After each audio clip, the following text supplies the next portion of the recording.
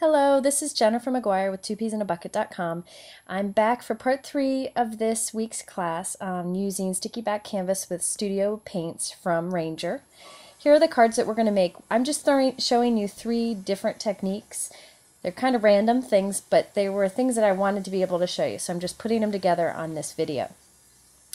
First, I'm going to show you how you can use rub-ons for resist with sticky back canvas, and I did this on the butterfly here.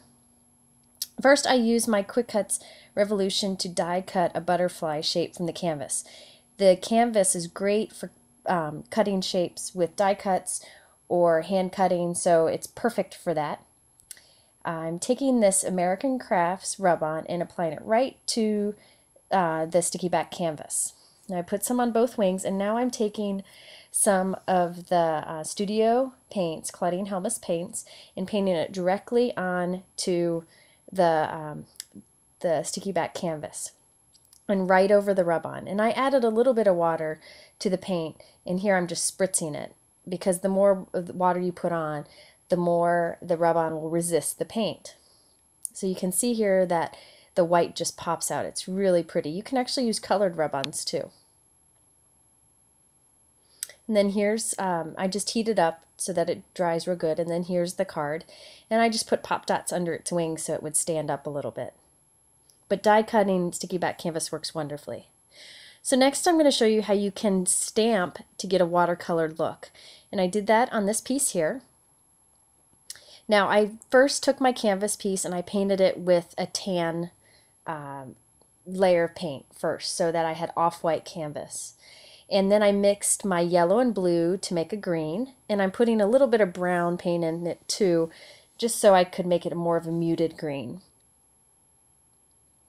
Now I'm using the big brush and painting it directly onto this stamp. Now this works really well with these big brushes. I just put a thin layer on, not too thin, but you know, I don't want it to bubble up in between the stamp. Now you can just wipe this off when you're done and it will clean perfectly fine. I just use a wet rag. And I actually added a little more brown in there so that it wasn't exactly an even coloring. I want it to be more natural looking. So you can see I stamped it on here. Now this is, you could leave it looking like this, but what I'm doing is I'm actually spritzing water on it, causing the paint to start to spread. And I'm spritzing water and heating it with a heat gun and adding more water and heating it with a heat gun so that I can slowly see the paint start to spread and look like it's been watercolored. You don't want to do too much, and that's why I'm kind of heating it and spraying it at the same time so I can know when exactly I need to stop before it just kind of gets too washed out looking. So here's the final result, and I actually went back and put a little bit of a layer, a thin layer of pearl paint dabber over it so it has a little silky shine to it. Next, I'm going to show you how you can dry emboss your canvas.